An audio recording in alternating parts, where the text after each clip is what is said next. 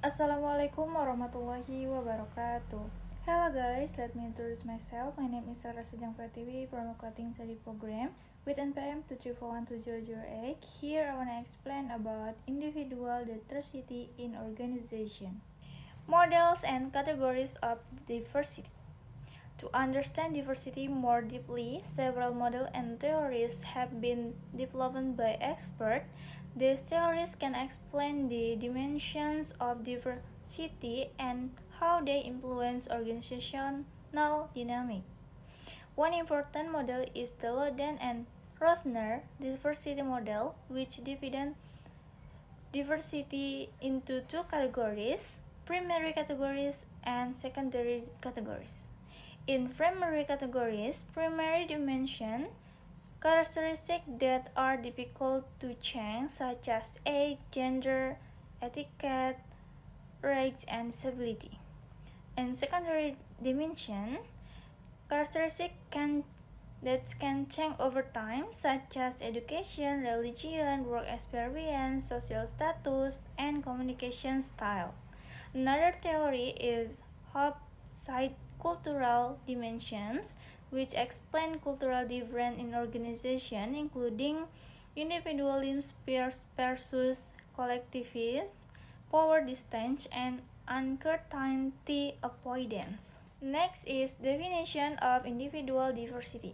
Individual diversity refers to all forms of difference among individuals within an organization. Thus, difference may include background, perspective, experience, and personal characteristics. Diversity influences how individuals, the first think, the second communicate, third work, and the last is interact with others. In understanding diversity, help organization build teams that experience difference and maximize the potential of each member. Next is types of individual diversity. There are several types of diversity commonly found in an organization. First, demographic diversity include difference in age, gender, religion, ethnicity, and generational background. Second is psychological diversity, refer to the difference in personality, motivation, learning style, emotional intelligence, and personal value. The third, functional and professional diversity, include difference in skill, work experience, expertise, education, and leadership style. And the last is culture diversity. In cultural diversity, influenced by language, cultural value, social norm, and work habit formed by a person's cultural background. Next is benefit of diversity in organization. Diversity can bring many advantages to organizations when managed properly. First, higher innovation and creativity. Different perspectives encourage the creation of new ideas and solutions. The second, better decision making. Multiple viewpoints allow organizations to consider problems from different angles. And the third, improve competitiveness and reputation. Diverse organizations are often more attractive to young talent and global partners. And last is higher and more productive work environments.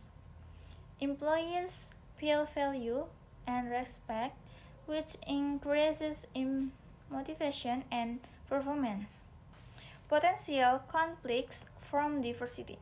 Although different provides benefit, it can also create challenge if not managed properly. First, communication barriers.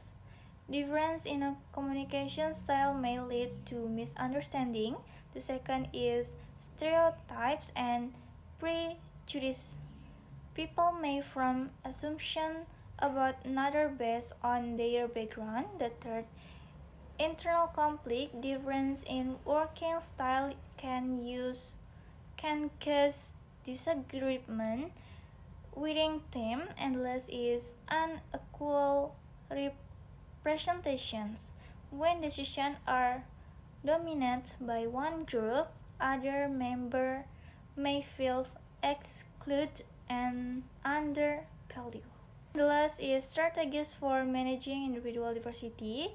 To gain the benefit of diversity, organization must manage it effectively. First, exclusive leadership.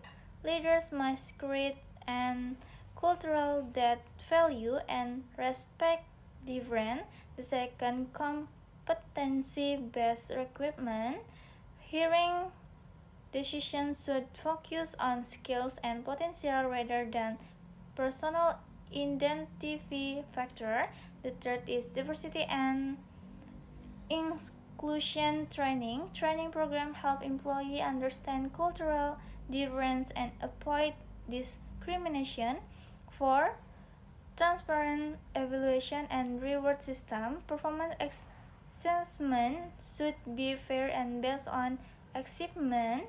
And the last is inclusive workplace policies. Organizations should create policies that support equality, such as flexible work arrangement and facilities from diverse employee needs. I think enough that presentation. If there is mistake, I'm so sorry. And thank you very much for your nice attention. And finally, I say wassalamualaikum warahmatullahi wabarakatuh.